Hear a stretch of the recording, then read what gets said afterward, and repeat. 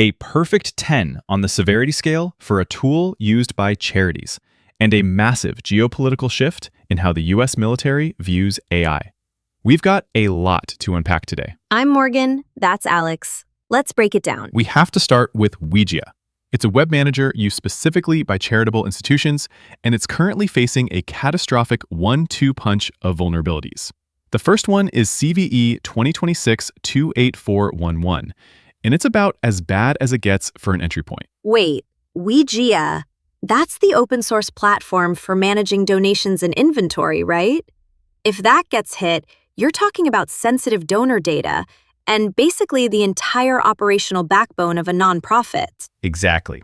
And the flaw here is a classic coding mistake. They used an unsafe extract function on the request superglobal in PHP. Essentially, an unauthenticated attacker can overwrite local variables in the scripts. It allows them to just walk past the login screen. So they're in. They have administrative access without a password. But it doesn't stop there, does it?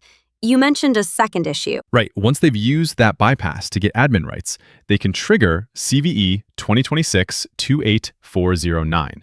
This is a remote code execution flaw in the database restoration feature. An attacker uploads a backup file with a specifically crafted file name, and the server just executes whatever OS commands are tucked inside. That one is a CVSS 10.0. A 10.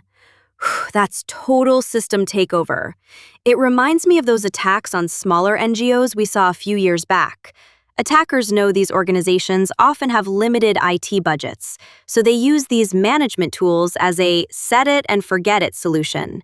If you aren't patching, you're a sitting duck. Exactly. If you're running WeGIA, you need to be on version 3.6.5 immediately.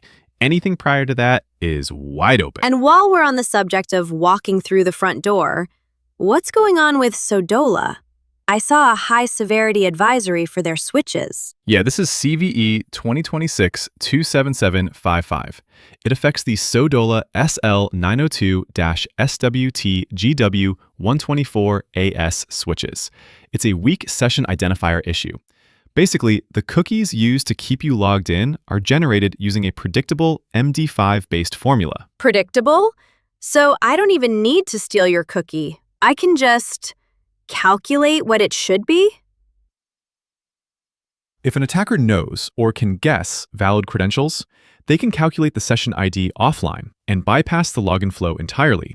It's a 9.8 on the severity scale because it's so reliable to exploit.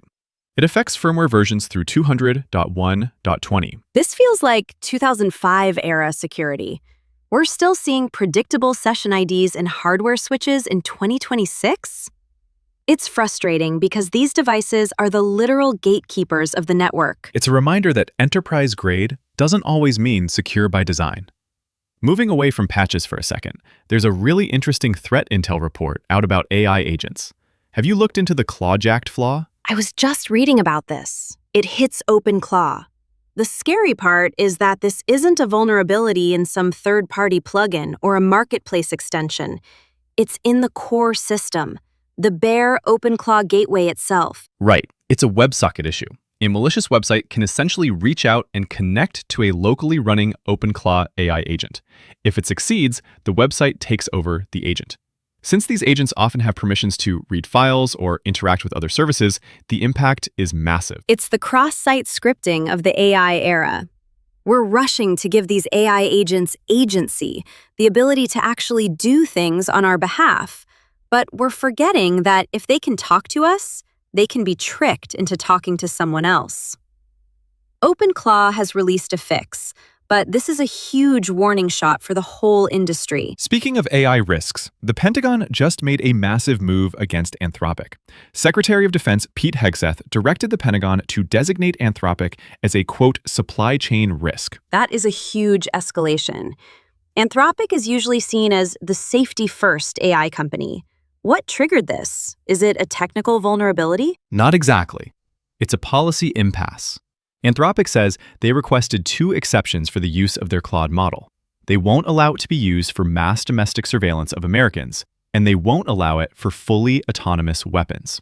The Pentagon apparently didn't like those restrictions. And now there's an executive order from the White House telling all federal agencies to phase out Anthropic technology entirely. Meanwhile, OpenAI, Google, and Elon Musk's XAI still have their military contracts. This feels less like a security risk and more like a play by our rules or you're out situation. It's a complex intersection of ethics and national security. But while the government is fighting over AI policy, they're also dealing with some pretty basic security failures. Did you see what happened in South Korea? Ugh, this was painful to read. The National Tax Service. They seized a crypto wallet, which is standard procedure, but then they accidentally included the mnemonic recovery phrase, the seed phrase, in an official press release. Yeah, they basically handed the keys to the vault to anyone with a news feed. Hackers moved fast. They cleared out 6.4 billion won. That's about $4.8 million. It's the ultimate facepalm. We talk about sophisticated APTs and 0 days, but sometimes the biggest threat is just a lack of basic crypto hygiene in a communications department.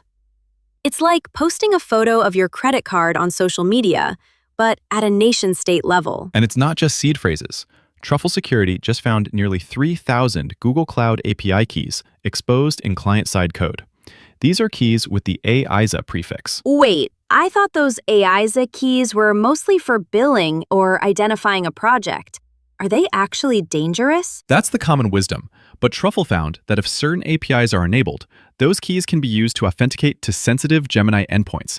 You could potentially access private data, or just run up a massive bill on someone else's dime. So it's another case of shadow permissions. Developers think they're embedding a harmless ID, but they're actually embedding a master key. It's that classic disconnect between what a tool is supposed to do and what it can do. Exactly. And speaking of things doing what they aren't supposed to, we should probably mention APT-37. The North Korean group has been spotted using new malware specifically designed to bridge the gap to air-gapped networks. Air-gapped? So they're going after the high-value targets. Defense, energy, things that aren't even connected to the internet. How are they getting in? Removable drives? Spot on. They're using removable drives to move data between internet-connected systems and the isolated ones. They've got a whole new toolkit for covert surveillance and data exfiltration once they're inside. It's a reminder that an air gap is only as good as your USB policy. If people are still plugging in random drives, the gap doesn't exist. It's old-school tradecraft, but it's still incredibly effective for groups like APT-37. All right, wrapping up for today. If you're running WeGIA, get to version 3.6.5 immediately to fix CVE 2026-28411 and that critical RCE. And if you're using SODOLA switches, check your firmware for CVE 2026-27755. Your daily AI-powered security briefing. If this saved you time, subscribe. We're here every morning. Stay patched, stay paranoid.